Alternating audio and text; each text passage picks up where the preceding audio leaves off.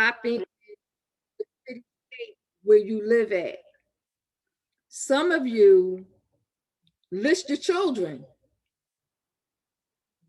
You post your baby's pictures online. All that leaves an open door for people who like to stalk other people online. So if just share this broadcast. If you've never shared any of my broadcasts before, I'm asking you to share this broadcast. I'm asking you to share this broadcast because it is so very important. Cybersecurity, everybody, is so very important when it comes to your safety. I don't know no other way to put it other than just that. It is so very important for your safety. Um, Children, lots of children know how to use the internet.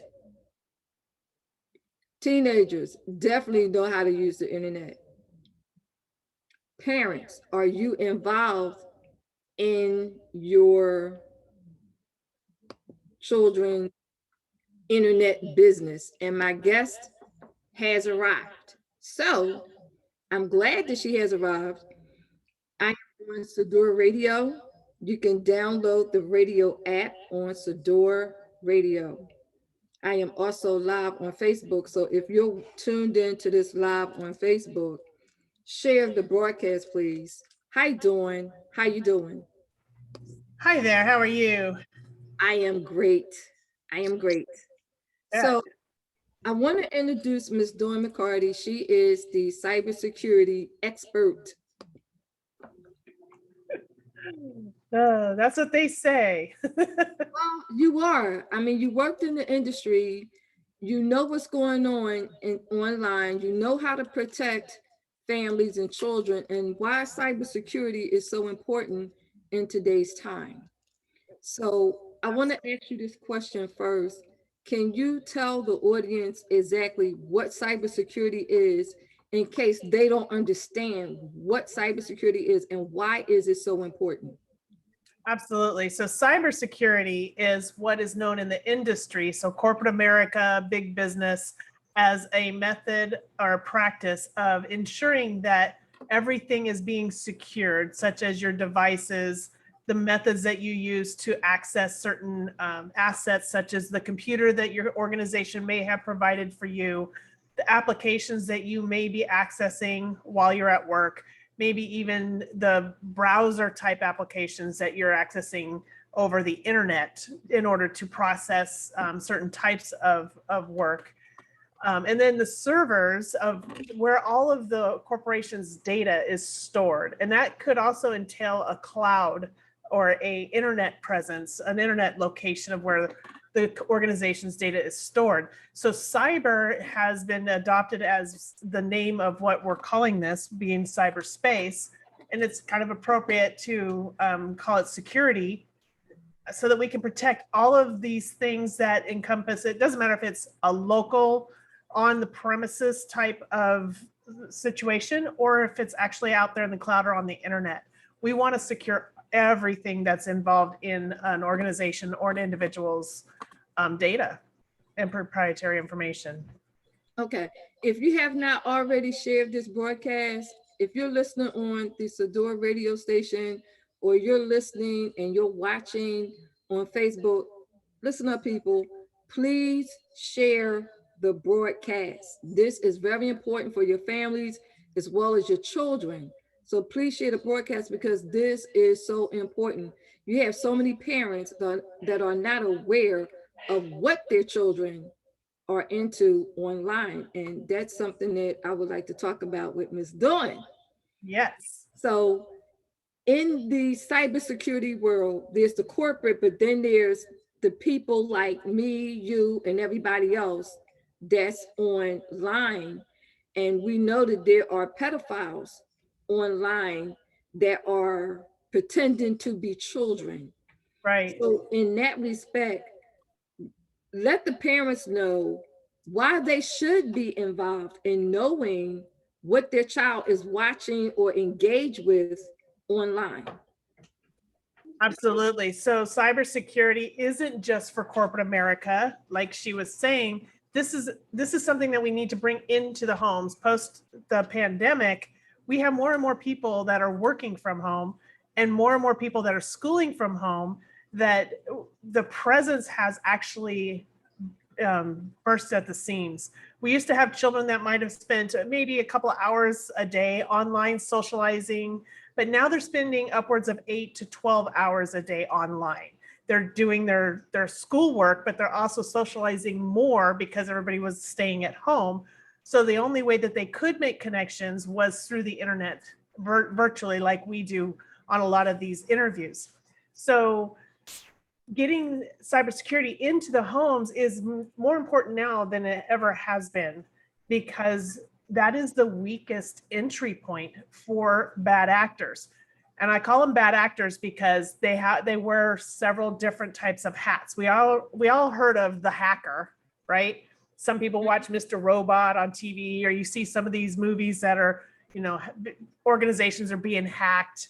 But we also have bad actors that incorporate the pedophile, like you were talking about. These are what I refer to as online predators.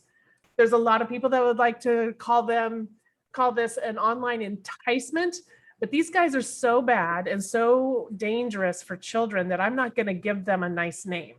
I'm not going to make them sound like they're, it's just a group of people. These are very dangerous people, and what they do is dangerous. So they are online predators that are hunting children. That's what they do as their job, more or less, day in and day out. They have so much more access to children today than they ever have. Like I said, they're online 8 to 12 hours a day now. And one of the things that these predators do is they play at who they are. So they may decide to focus in on somebody that they met online, and they find out, what does that person want? So we could be talking about a 12-year-old girl, a 15-year-old boy. It doesn't matter the age. If they're children, they're still in danger. And what they're looking for is, who can I be to that person? And they look for the vulnerabilities in the children. So if they're maybe sad or upset, or maybe things are going bad at home, so they're looking for friendship online, or maybe they're being cyberbullied, so they're drawn to any kind of attention. And not to say that the children are wrong in any way. This is just life, right? We're just reaching out, trying to connect and feel good about ourselves. Everybody does that. But the predator takes advantage of it. And they say, this person is somebody that I want to, sorry, my dog is going to pitch in her opinion here. Siggy, stop. So try to not lose my train of thought here. So the bad actors are going to say, this 12-year-old girl wants to talk to another 12-year-old girl, so that they can become friends and she can feel, support and whatever. So that predator becomes the 12-year-old girl online, because they can hide behind the monitor. They can say, I am whoever I say I am. And they actually do. And they have a rule book, they have a manual, they share it. You can actually download this thing off the dark web. They actually will send these things to other people to share, to help them learn how to do this, how to groom children. This is a huge, huge problem. And we have to start bringing the awareness. And like I said, I don't want to give them a nice name. And I don't want to scare parents. I just want them to be equipped and empowered to be able to protect their children, to know what signs to look for, to be there for their kids, so that they're not looking for that kind of support online. Okay. One thing that you said is like, they have a playbook, they have a rule book where they can share with other Yep. people. They absolutely do. And they also keep records. These guys are hoarders of records. And I said, guys, it's not 100% men, but predominantly they are like middle-aged range Caucasian males that are engaging in this kind of activity. There's other demographics, but that is the biggest demographic that we have. So they actually will keep the data on the children that they engage with. And if they don't make a connection, maybe they're geographically challenged on where the child is located, they connect, they have a network, and they will connect with somebody that is in that area. So if somebody's in Florida, but they're talking to a child that's in Minnesota, then they may have somebody they know in Minnesota, and they will pass the information on to that person who will then engage with the child. This is what they do behind the scenes. And because we have the internet now, it has exploded in their capabilities. They're like hoarders of information when it comes to children. They used to keep them on 3x5 cards, right? That was their little database. They keep everything. They don't throw anything away when it comes to who they may be able to access, and they'll share it. Okay. Now, let me ask you this.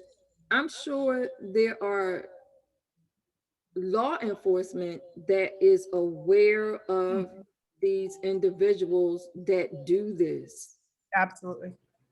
Absolutely. They actually have task force. So we do have a lot of big, acronym named agencies that are out there constantly fighting this. Where I come in is I want to help empower parents so that parents can also deal with it from their home and making sure that their children are safe. And I think that's the biggest advantage for parents, is to learn and understand how these guys think so that they can act appropriately and know, just having that knowledge. If you don't know what's going on, then you can't protect it, right? And that's nobody's fault. It's the internet just exploded, and it gave all of us the advantage of having access to information. And unfortunately, that also applies to bad actors. Okay. So let's talk about what it is you do to help bring awareness and empower parents as well as children, because you have created a wonderful program to bring awareness and to help children and parents so that they're working as a team. Right. So let's talk about that. Oh, thank you. I'd love to. So I help families and entrepreneurs, even because it's still, you may have a small business office, and it kind of encapsulates making sure your home network is safe. So I help families and entrepreneurs secure their home and office networks so that they can protect their data identities and their children. And I teach them I make cyber simple. I teach them simple methods that they can actually apply themselves, and they can become their own home cybersecurity expert. Now, I don't want that to sound scary, because people hear cyber and they're like, I don't want to deal with that. That's too complicated. Cyber is not complicated when it is taught in a way that everybody can understand. So that's what I bring to the table. I make it simple enough that the average person can apply the basic informations and the basic practices so that they can protect themselves. So we have corporate America that's protecting from the top down.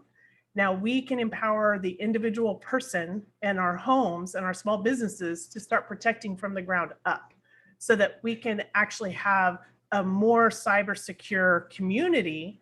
And it's not just about corporate America and then the homes, that we're kind of all engaging in this, what I call it a cyber war, because like it or not, know it or not, we are all at war with cyber criminals.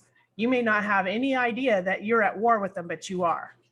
So why not be an advocate? Why not be a cyber warrior and actually improve the security of your own home? That's all I'm asking for. It's just your home.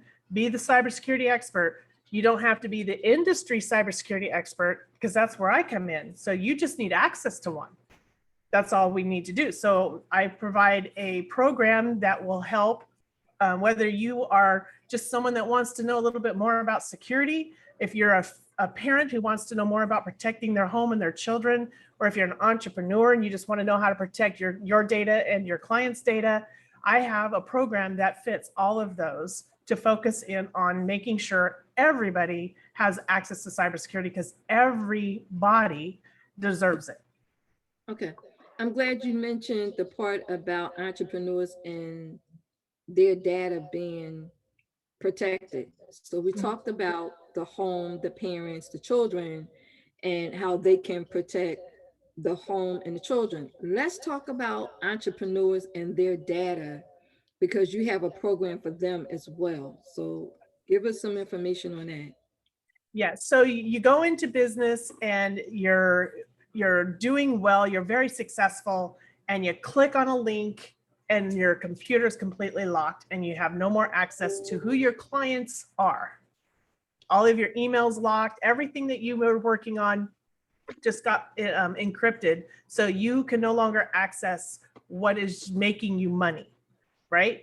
That is your intellectual property. Your email lists are your intellectual property. Your client base is your intellectual property. But if you make one mistake, the bad actors can encrypt it, which is what we call ransomware. And they can say, in order for us to give you the key to decrypt it, we're gonna charge you $500 or $1 million or whatever their number is. And that's how they make money. They make money going around and encrypting people's data that they can access and then basically stealing money from you to give you back what's yours. How So, I'm oh, sorry. I just got curious.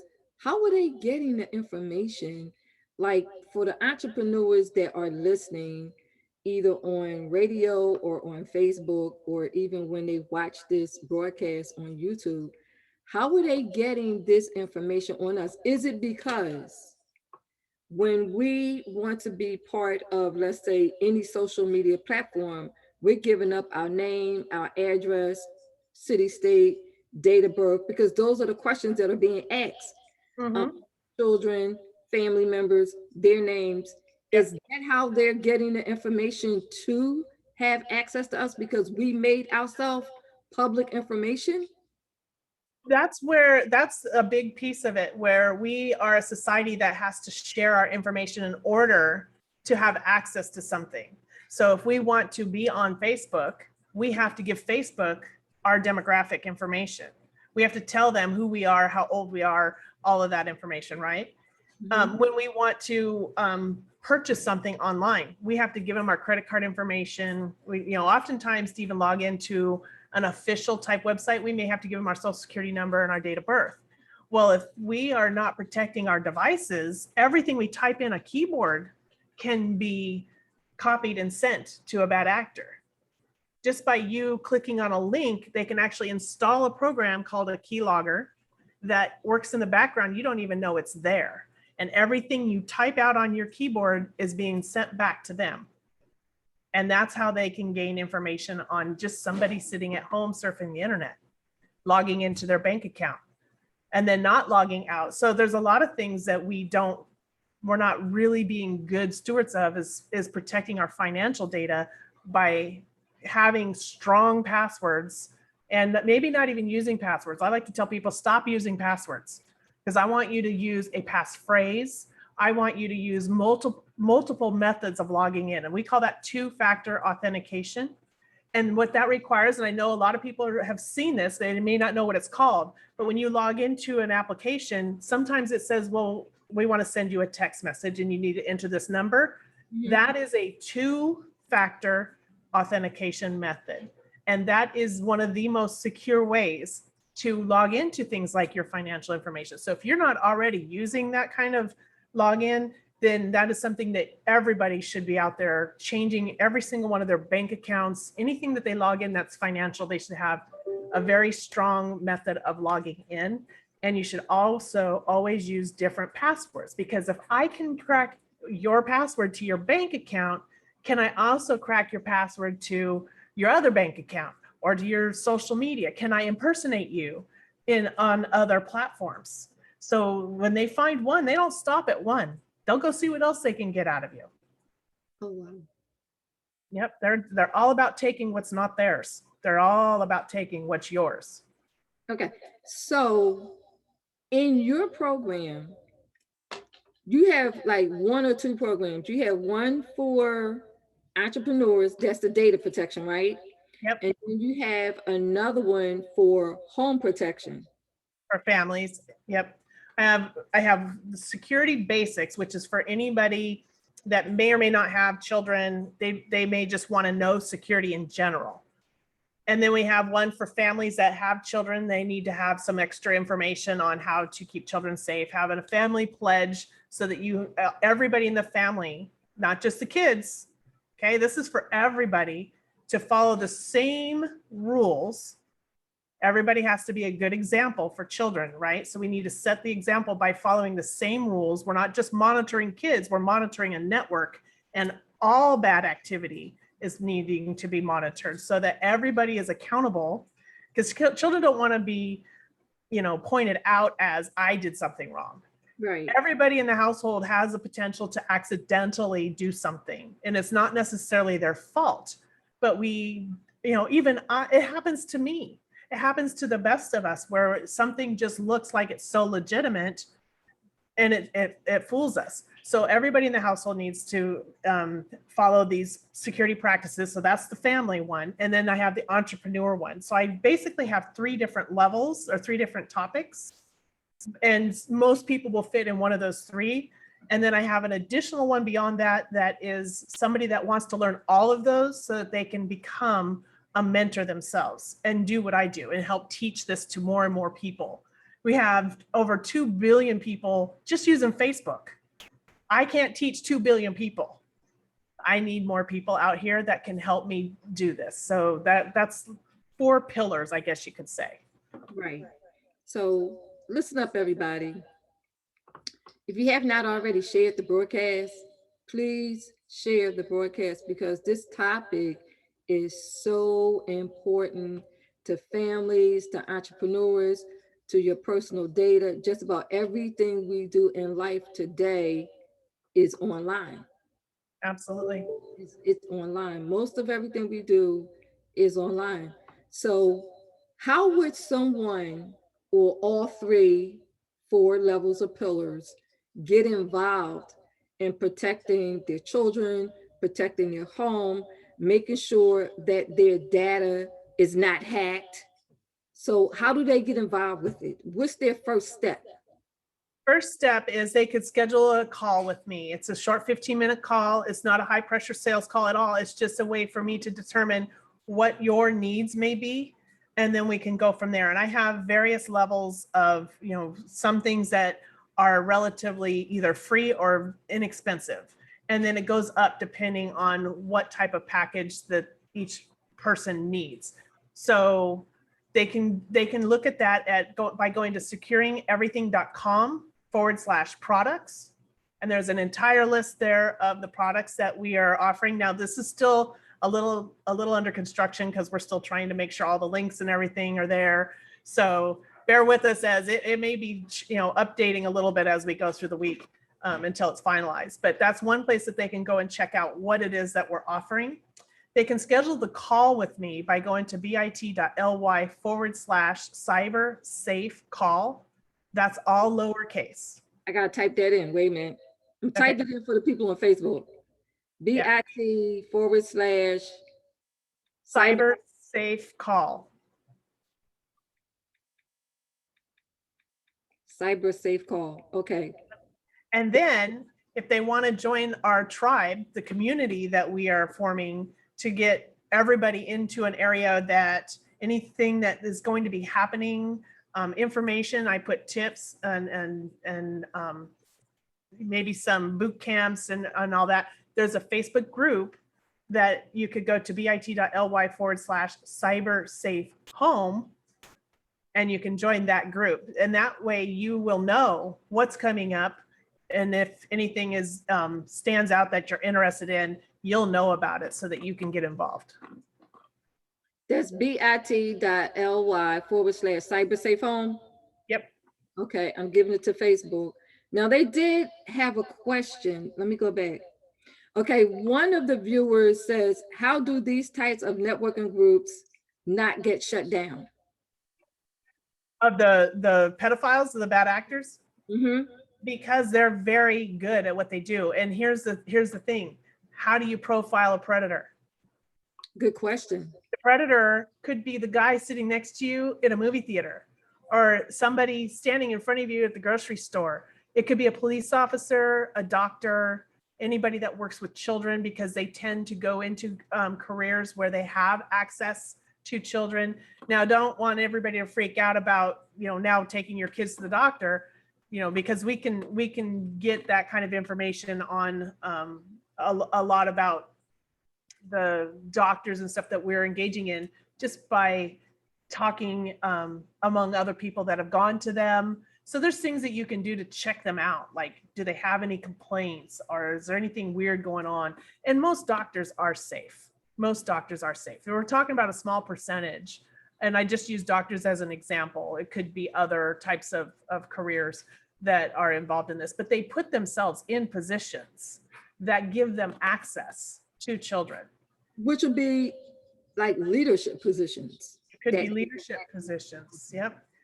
And there is no set criteria other than the fact that it is predominantly a middle-aged Caucasian male. That's the only thing that we know for sure, and that's based on who's been caught. Okay. So if they, it could be different demographics, but we haven't caught them. And it's really hard to discover them. You have to have, law enforcement has to have accurate information, enough information. They have to have people talking. So if you see something strange, write it down, turn it in, let law enforcement vet it out. So the more that we're talking and exposing, now I'll tell you, the National Center of Missing and Exploited Children had a massive increase of calls during 2020. Wow. Pandemic. And that sounds bad, but it's actually good, because now people are they were home, so they saw more. Mm-hmm. They were actually saying, wow, that's not right. So they made the call.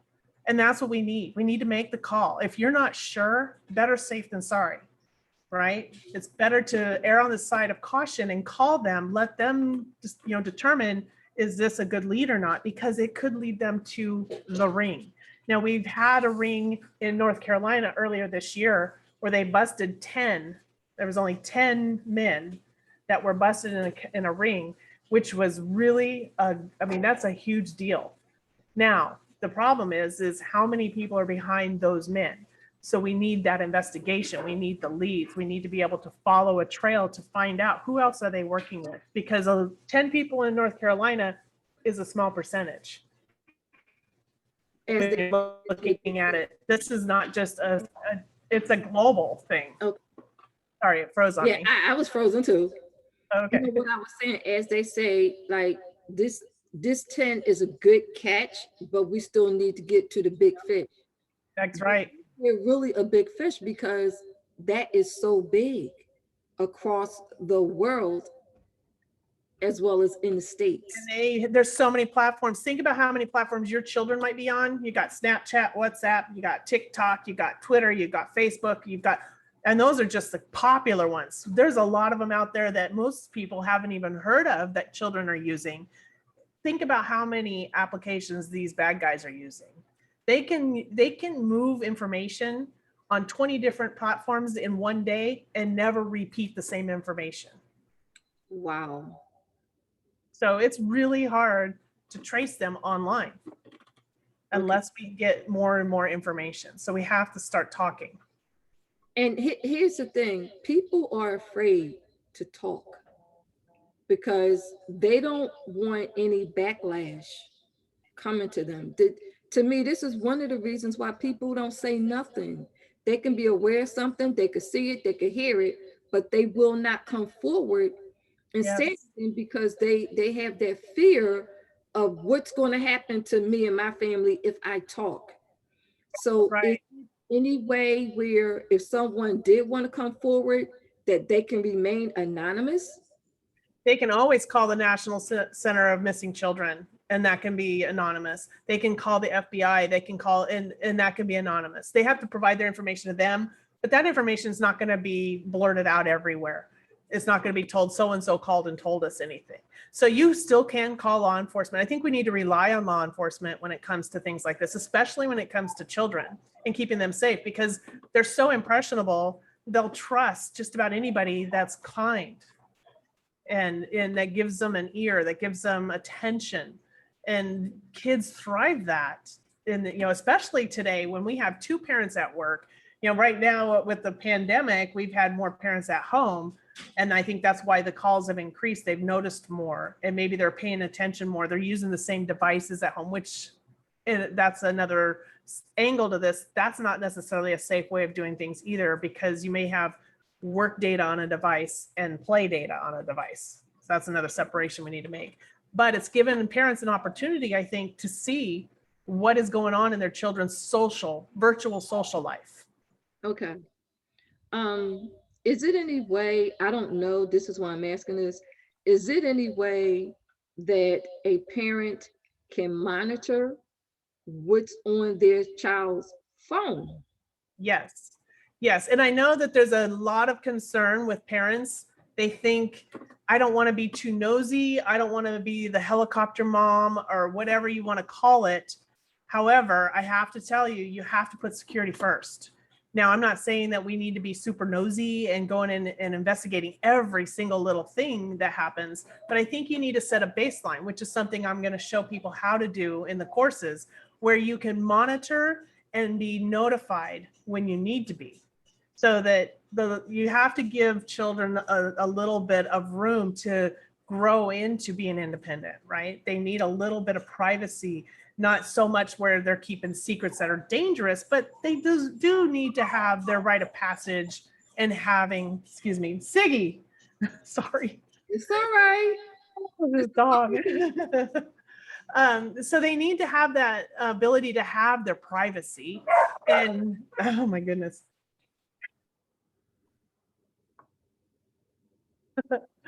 They need to have that ability to have a right of privacy, but yet still be safe. So parents do need to monitor online, because I tell people a lot, when you look at the monitor screen, that is the entryway to the entire world. So sitting a child down in front of this monitor is a far different thing to do than opening your front door saying, go outside and play.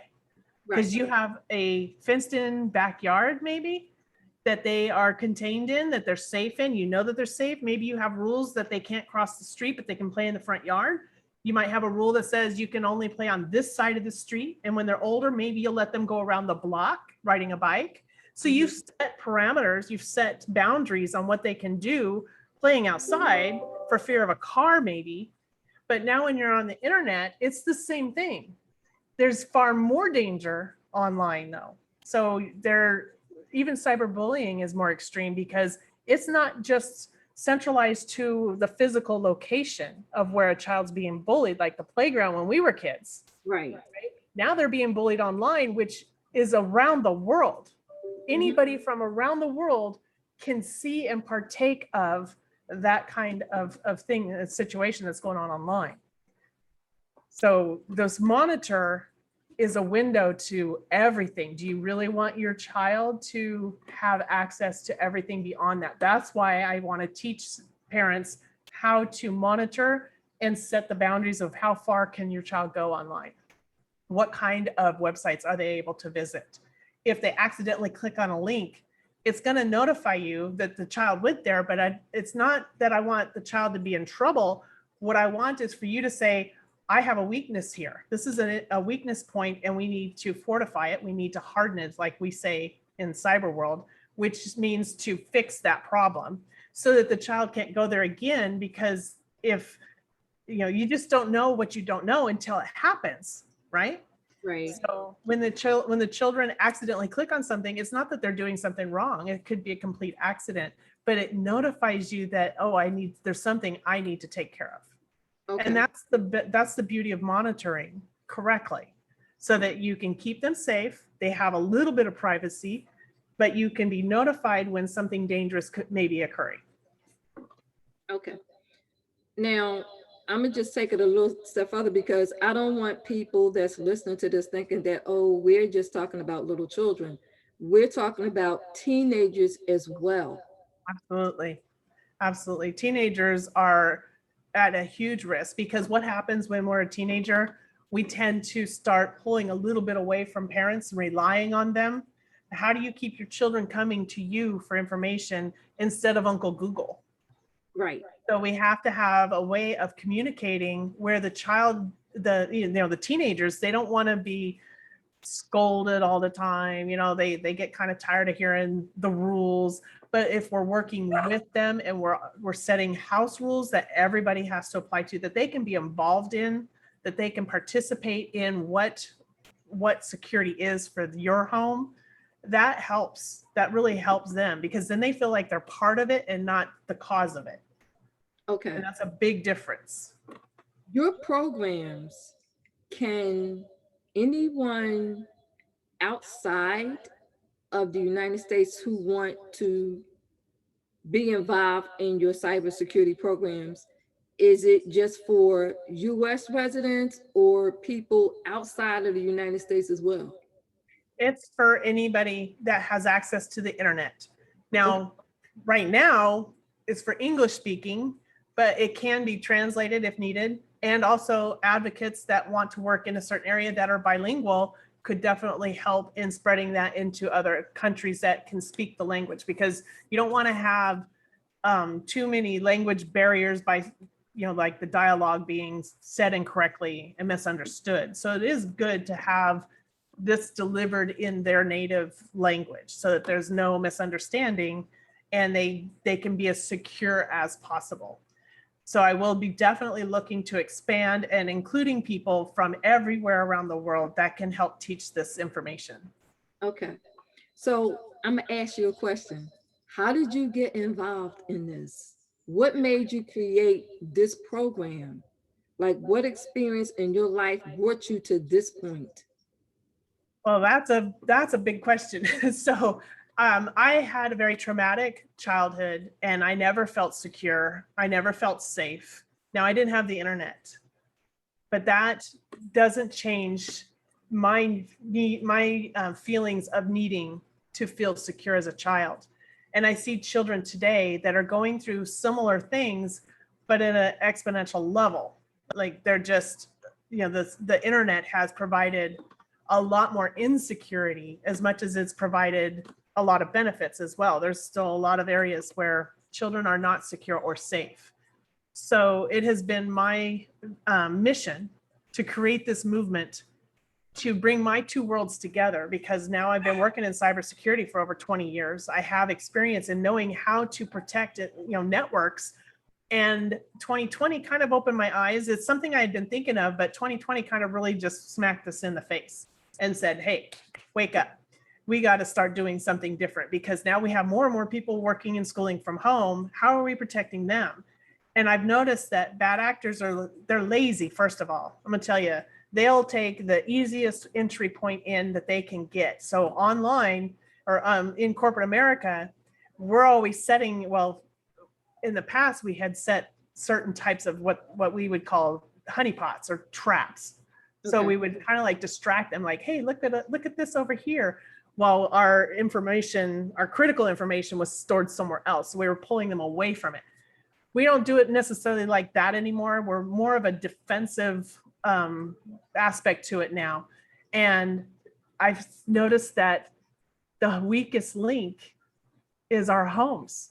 So they're starting to turn their heads towards that weakest link. And if they can get into our home network where we're using, even if we're using a work device, a work provided device, or if we're using our personal device and accessing our work information, that is a risk as well. But they're saying, if I could get into that network and they're connected to their corporate network, it's a shoo-in. And that's how they can get into and access their actual target, because we are the weakest link. That's an eye opener. Mm-hmm. So That is, that's why I decided last year, it's like, we've got to get this in the homes, because here's one question, and everybody can just think about it. Nobody has to answer this, but if you go and you look at your internet provided modem, the one that Spectrum or Comcast or somebody came in and installed for you, if you take a look at that, look at the bottom of it, and you will see what's called your SSID number and a passphrase. Guess what? You and I could have the exact same SSID number and passphrase. Really? Even though we're states apart, we could actually have the same login information on those devices. And that information is available online on the dark web. Wow. I We're thought not changing that. That's the problem. We're not changing that default user ID and password for our administrative accounts because nobody's told us. no. And I thought like each device, because I know what you're talking about, but I always thought that each device had a different number, different password. Nope.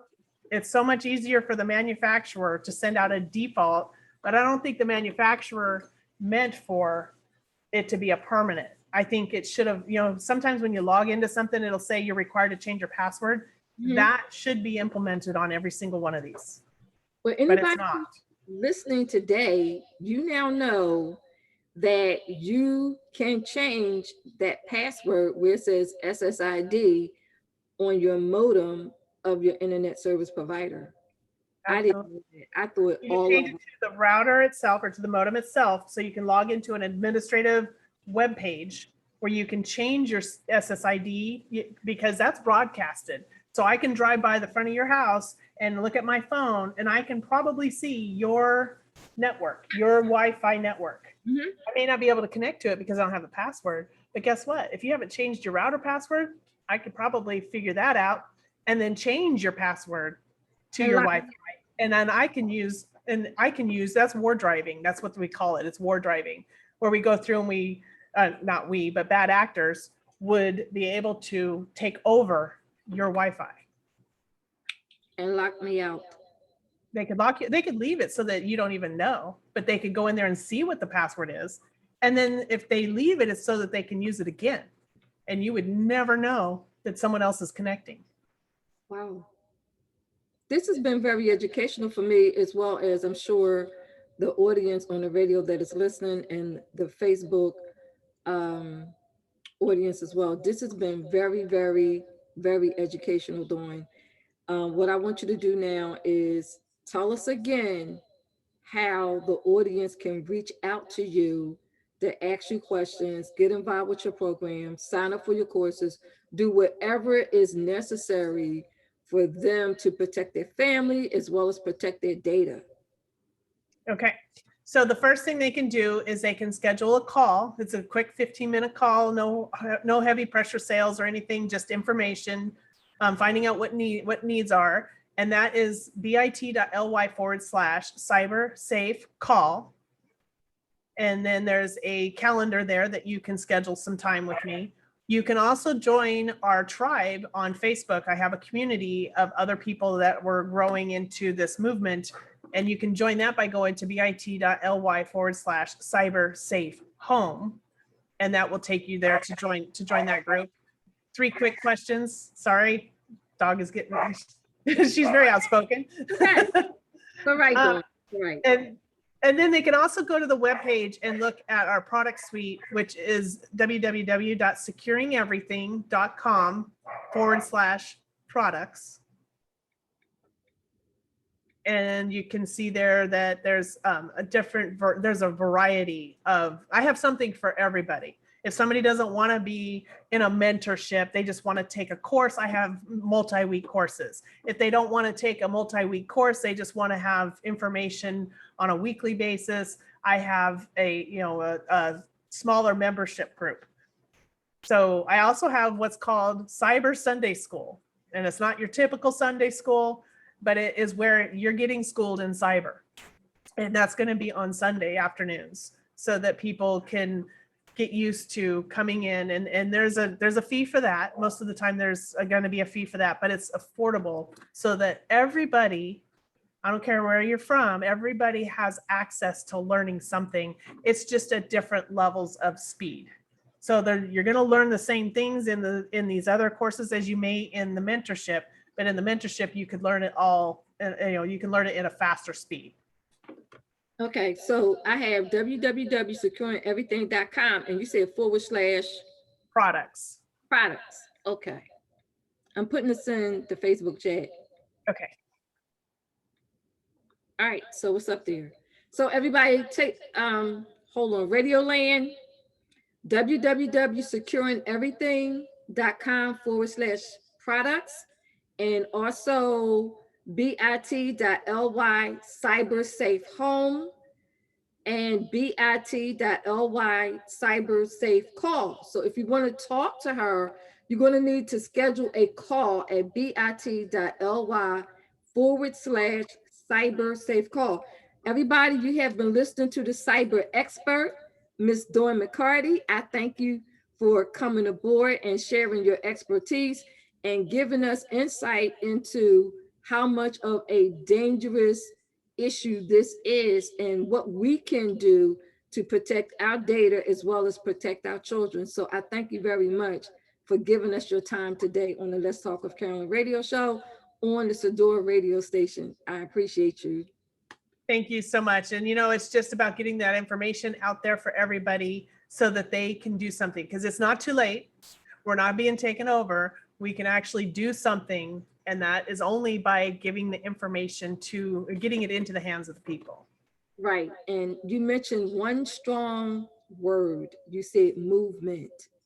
You let us know that it's for everybody and it is a movement. Absolutely. Yep. And there's not a lot of this going on out there. So this is the only movement at this time. I would say maybe you're the first.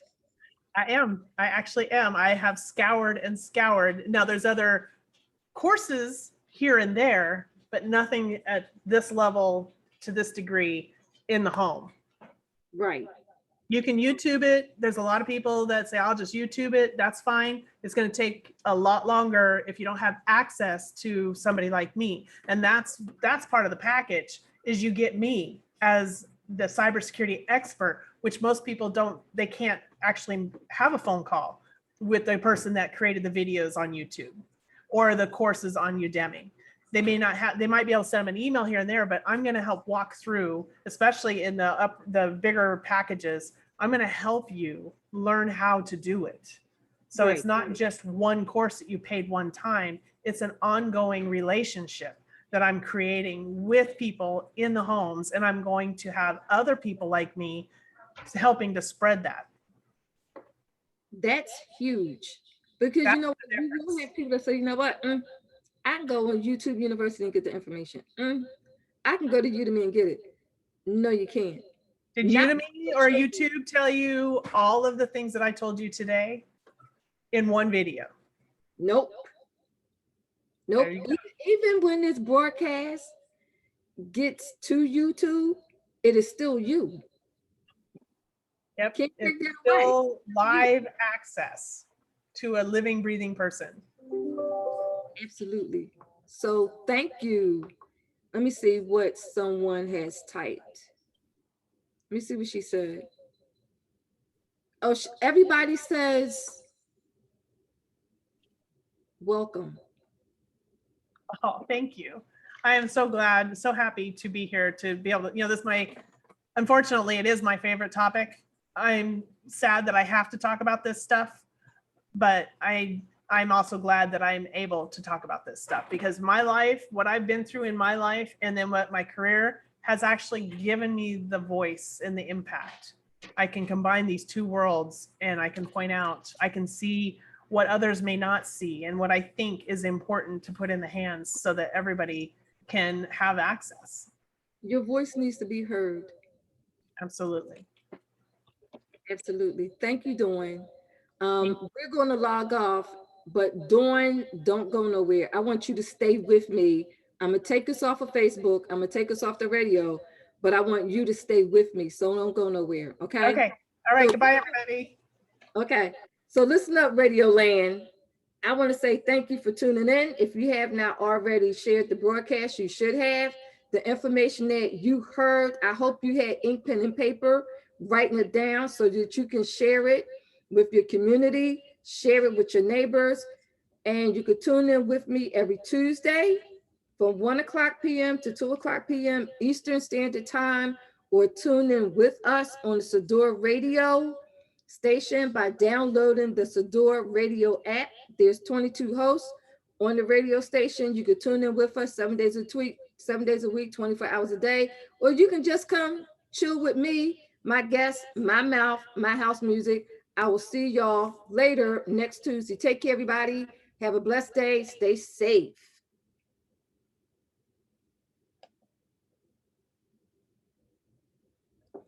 Facebook, how y'all doing? So you've heard it from our cybersecurity expert. Hopefully you were taking notes, writing down the websites that she has given you. I'm going to give it to you again. If you want to schedule a call with Dawn, you want to reach out to her at bit.ly/cyber safe call. If you want to get involved, bit.ly/cyber safe home. If you want to take a look at our products to see which one of these products fits you, www.securingeverything.com/products. Goodbye, everybody. It has been fun. Come back next Tuesday on the Let's Talk with Carolyn radio show on the Sador radio station, or you can just catch me on my next live. And then, Dawn, you stay with me. I want y'all to say, thank you, Dawn, for your pertinent, valuable information. And they will. They will. Thanks, everybody.